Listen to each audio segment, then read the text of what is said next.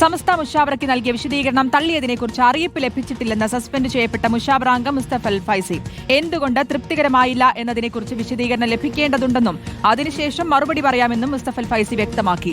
സമസ്ത കാന്തപുരം വിഭാഗത്തിന്റെ പരിപാടിയിൽ പങ്കെടുത്തിട്ടുണ്ട്. അധ്യാപകനാകാൻ ക്ഷണം ഉണ്ടെങ്കിലും തീരുമാനമെടുത്തിട്ടില്ലെന്നും മുസ്തഫൽ ഫൈസി വ്യക്തമാക്കി. എന്നോട് എഴുതി ചോദിച്ചു, ഞാൻ എഴുതി മറുപടിയും കൊടുത്തു. സ്വീകരണം തള്ളിയതായിട്ട് അറിയിച്ചു. എന്തുകൊണ്ട് സ്ഥിരീകരായില്ല എന്നുള്ളതിന്റെ കൃത്യമായ മറുപടി എനിക്ക് കിട്ടണം. എന്നാൽ മാത്രമേ ഇനി അതുമായി ആലോചിച്ചു. പണ്ടും മടങ്ങിയിട്ടില്ല. പണ്ട് ഇവര് നിലവിലെക്കേണ്ട പ്രശ്നത്തിൽ ഇന്നെ മാറ്റി നിർത്തി.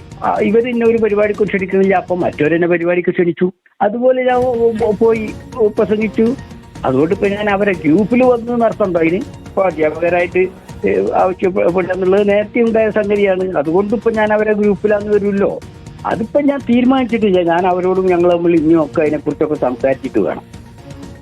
AK അഭിലാഷ് നൽകും വിശദാംശങ്ങൾ. AK അഭിലാഷ്, തൃപ്തികരമല്ലെങ്കിൽ എന്തുകൊണ്ടാണ് അതെന്നുള്ളൊരു വിശദീകരണം വേണമെന്നാണ് ഇക്കാര്യത്തിൽ മുസ്തഫ ഫൈസി പറയുന്നത്. എന്താണ് കൂടുതൽ വിവരങ്ങൾ?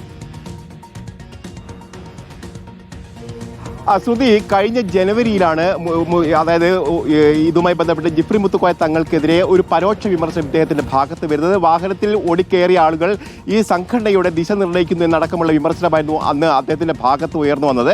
ഇതിനെ തുടർന്ന് അദ്ദേഹത്തെ ഈ മുഷാവറ അംഗത്തിൽ നിന്ന് സസ്പെൻഡ് ചെയ്ത് മാറ്റി നിർത്തി. പിന്നീട് മുസ്ലിം ലീഗ് സമ്മർദ്ദം ചെലുത്തിയതിന് പിന്നാലെയാണ് ഇദ്ദേഹത്തോട് വിശദീകരണം തേടാൻ ഒരു കാര്യം തീരുമാനമെടുക്കുന്നത്. അതിനുശേഷം വിശദീകരണം തേടുകയും വിശദീകരണം നൽകുകയും ചെയ്തു.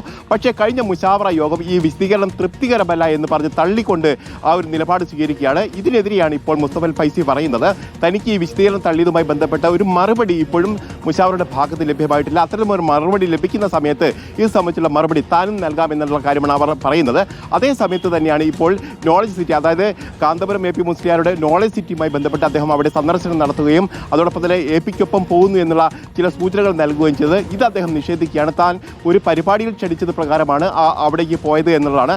അല്ലാതെ ആ ഗ്രൂപ്പിന്റെ ഭാഗമാൻ ഉദ്ദേശിച്ചുകൊണ്ടല്ല പരിപാടിയിൽ പങ്കെടുത്തെന്നുള്ള കാര്യം കൂടി അദ്ദേഹം പറയുന്നു. അതോടൊപ്പം തന്നെ അധ്യാപകനായുള്ള ക്ഷണം തനിക്കുണ്ട്, പക്ഷേ അക്കാര്യത്തിലും താൻ തീരുമാനമെടുത്തിട്ടില്ല എന്നുള്ള കാര്യം കൂടിയാണ് അദ്ദേഹം വളരെ വ്യക്തമായി പറയുന്നത്. കാരണം നേരത്തെ ഇത് വലിയ തരത്തിലുള്ള വാർത്തയാവുകയും ചെയ്തിരുന്നു. ഇതിന്റെ അടിസ്ഥാനത്തിൽ കൂടിയാണ് അദ്ദേഹം ഈ കാര്യത്തിൽ ഒരു വിശദീകരണം നൽകാൻ തയ്യാറാവുന്നത് എന്നതാണ് ഏറ്റവും ശ്രദ്ധേയമായ കാര്യം. ഏതായാലും ഇപ്പോൾ അദ്ദേഹം AP വിഭാഗത്തോടൊപ്പം പോകുന്നില്ല എന്ന് വ്യക്തമാക്കുന്നു. അതോടൊപ്പം തന്നെ അധ്യാപക പ്രവൃത്തിയിലേക്കും, അതായത് AP പറഞ്ഞിരിക്കുന്ന അധ്യാപക വൃത്തി ഏറ്റെടുക്കാൻ ഇപ്പോൾ തീരുമാനമെടുത്തിട്ടില്ല എന്നുള്ള കാര്യം കൂടിയാണ് ഇപ്പോൾ മുസ്തഫൽ ഫൈസി നമ്മോട് വ്യക്തമാക്കിയിരിക്കുന്നത്. AK അഭിലാഷാണ് വിവരങ്ങൾ നൽകിയത്.